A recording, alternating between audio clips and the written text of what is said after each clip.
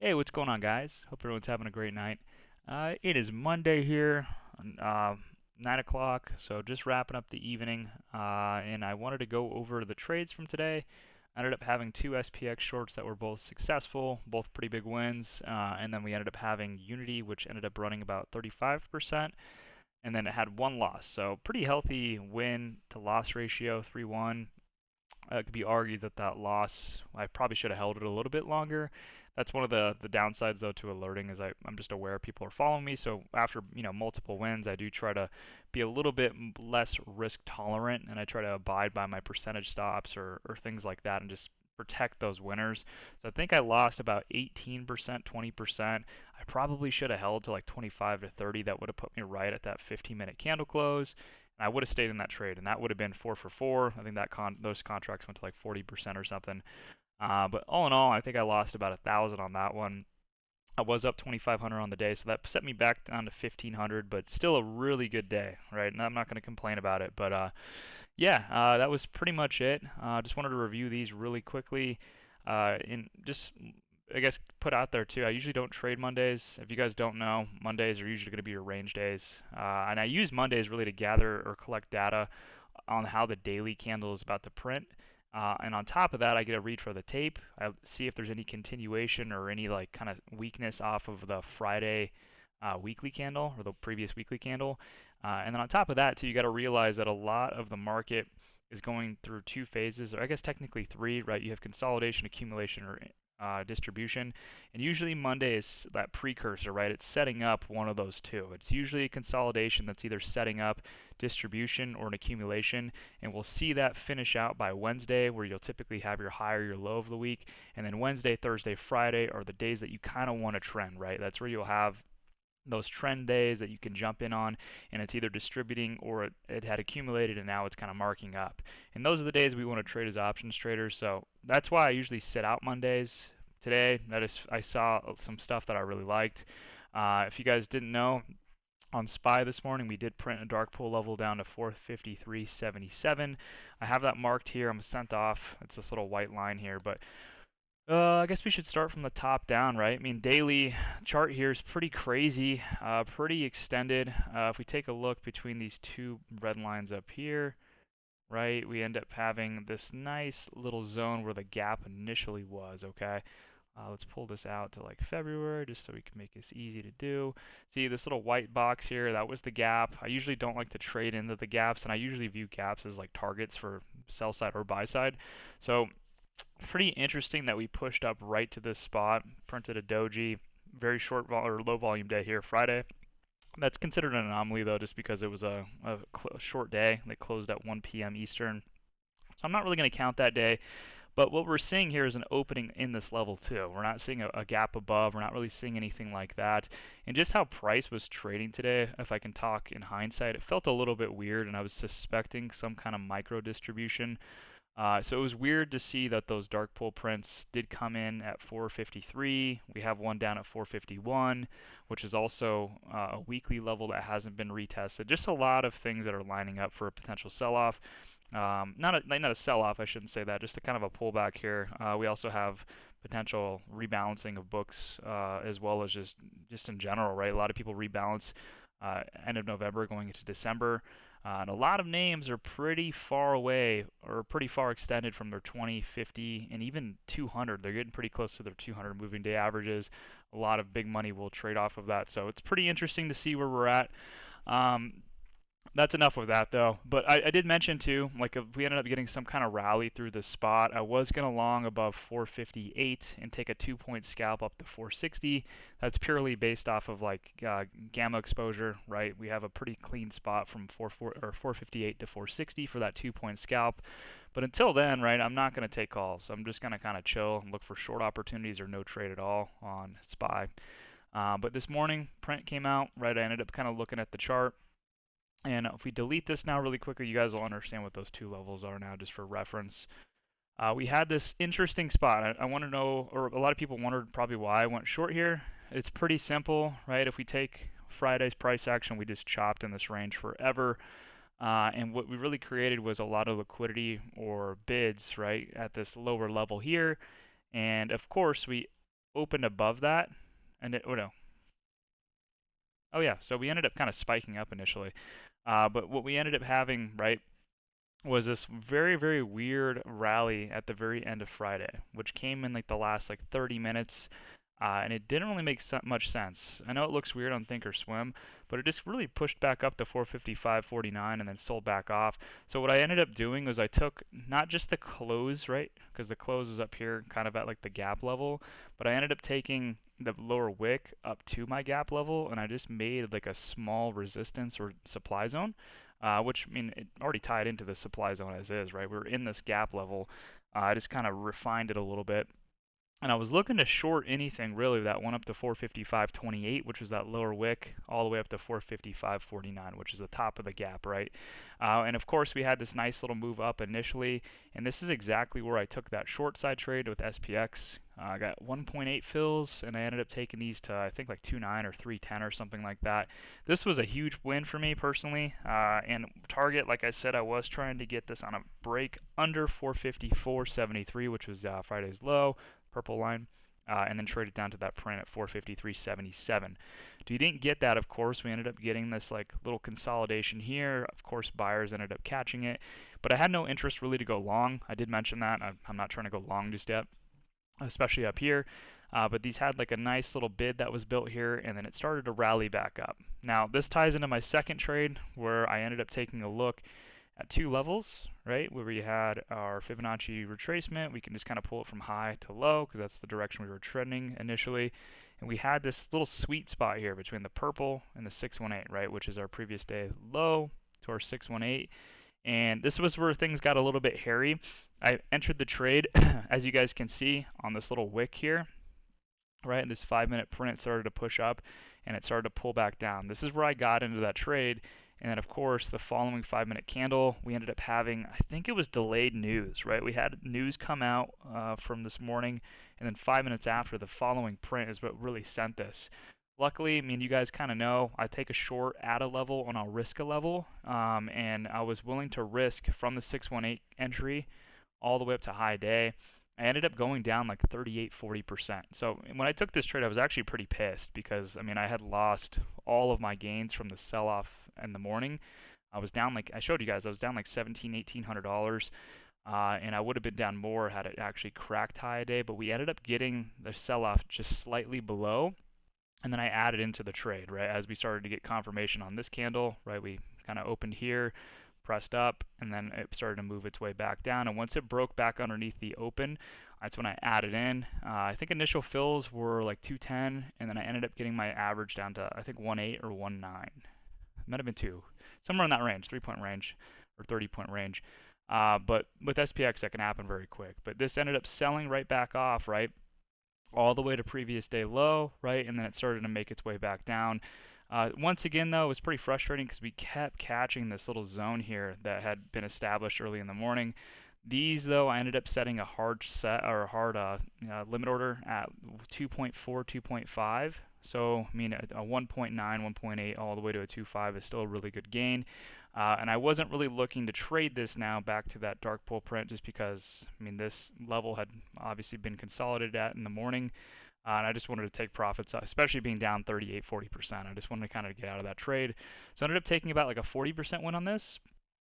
And it was really nice. This is what sent me up $2,500. And then I didn't look at this trade again, to be honest. I mean, it started to push back up, but I made sure to tell everybody, hey, that's it for me in terms of putting a lot of risk on or trading this much volatility. I got away from SPX, and I really started to focus on some of my other setups. This will tie into the U trade, right? U is something that we had swung. I think that's the right way to say it for this, I guess this way. But this is a really easy one. I don't think this is anything very difficult. I mean, I still have this on Thinkorswim. We still have, this 27.28 level that I've been using as kind of like my basis to enter the trade, with risk being the second highest volume bar ever, and I guess use trading history at 27. I don't think, whoever stepped in at this point, which is a lot of people, don't want it to break below this level, or else they're losing a lot of progress. And It just doesn't make sense, right? We also have EMA support. I don't have it on Thinkorswim right now, but trust me, EMAs are here, 921, and then the 50s just slightly above where these wicks are consistently coming from. So yeah, I mean, this was a really easy trade. I mean, I kept entering every time we got near 28, 27, or I'm sorry, 28.50 to 28. So, I mean, I got in here, we took trims here, and then this morning it kind of rallied through the top of the flag. Nothing really to talk about with this one. I mean, this morning we ended up dipping a little bit deeper down, right? I mean, I told you guys I ended up having the initial entry down here where I had half of my position. I was very specific that I was like, okay, well, let me just rephrase that. I ended up getting down here, right? We had the rally up here. I ended up trimming half of my position, so I only had half left, right? And I was waiting for a move back down to like 28, potentially like that 27.50 zone. I want to add when my back's against the wall, like kind of right at my wrist so I can get the best risk reward. And then also if I need to stop out, it's not a huge drawdown, right? I'm not losing 5, 10 points. You know, from this circumstance, I would be losing 50 if I add at 27.5. So I had half that I had just been saving and waiting to essentially turn into a day trade. That ended up being today, where we had the open right here, kind of got flushed underneath the previous day low, which was Friday, and made our way right down to that $27.98, $28 range, like I said, tweezer bottoms. And as this candle was making its way up and about to close, I think there was like 30 seconds left, this candle started to push right back above the opening print, right, which is right here. Opening print's pretty crucial in smaller names like this. It's pretty important all the time, but I like to use it on smaller cap names. So I saw this start to get back above this with confirmation the candle was going to close in like 20 seconds. Huge seller would have to step in at that point, and I doubted off this big support. So I actually added back into full position size. So I added back the half that I had cut from up here, right? And I got back into a full position. We ended up running all the way back up. I might have been a little overzealous because I thought we were clear to 30. I mean, dude, if you guys looked at the chart, this thing looks prime. So I think a lot of people that have been trading this name thought the same thing. And I think a lot of people did get caught on this. But, I mean, I ended up trimming into strength, kind of just having this trend line here. I ended up trimming slightly. I think I trimmed in this candle and this candle. I didn't snipe the top, of course, but ended up taking a good amount off at 35%, 30%. And then obviously as it started to come down, I took trims at like 23, and then obviously it started to make its way back down. I just have runners left, and I mean, this trade isn't exhausted yet. I think this name caught a lot of heat with a lot of people looking at it, and I think that might have been buy stop raids. To be honest, I think a lot of people chased this move thinking that it was a hot name, and I mean that will happen, guys. I mean another collection of inventory that's very, very possible. Even volume by volume price, it looks like somebody was buying, right? I mean, obviously the sell-off started up here, so there was legitimate selling, but as it made its way back like into this flag, I think someone was buying here, right? And then we could see spikes where somebody was buying these lower wicks, right? So somebody was kind of accumulating these lows here. It's going to be an interesting open tomorrow and going into the rest of the week. I think a lot of people might have gotten shaken out today, which is good, right? I mean, if you definitely are risking the right level, which I think I am at the 27 spot, don't think I will get shaken out. It's just about now adding the correct spots again, right? I'm still keeping risk 27. I'm probably going to add 27.5 if this sells off again, but the key's not going too heavy again with that much of a shakeout. But just getting exposure, which I did do, right? Kind of just knowing that we did get back above 28 and got back above. We didn't get back above the opening print, but we're right in this little range here. So I like this spot here.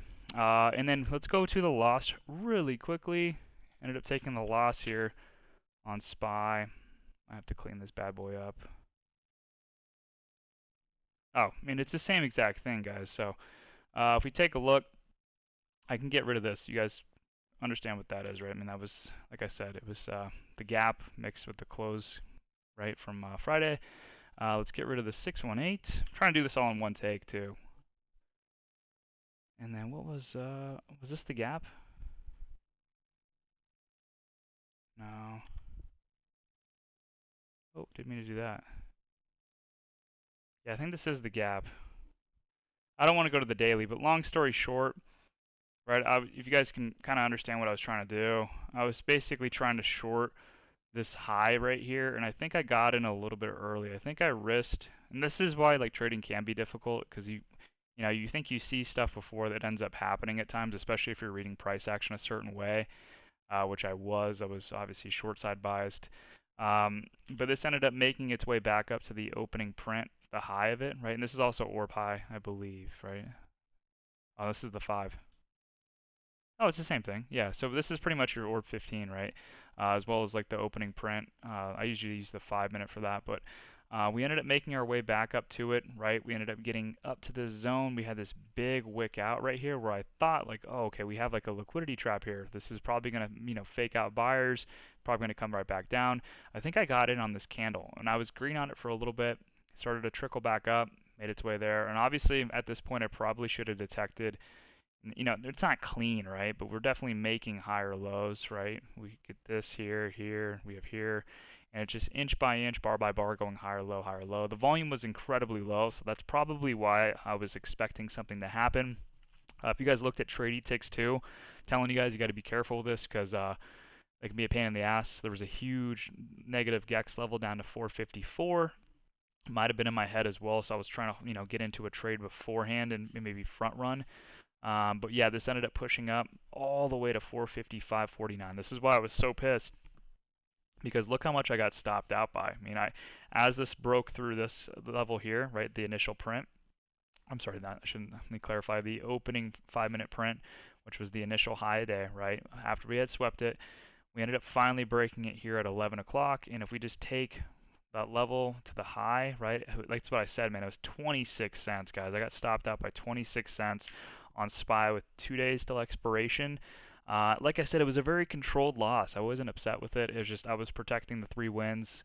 I'm telling you guys the truth, man. It's hard when people are potentially following your trades. You're under the pressure, and I was down $1,000 on 20%. I was pretty heavy in this trade because I was trying to catch the move all the way back down to the 453.77, hoping to get it in one fell swoop. But it did push up.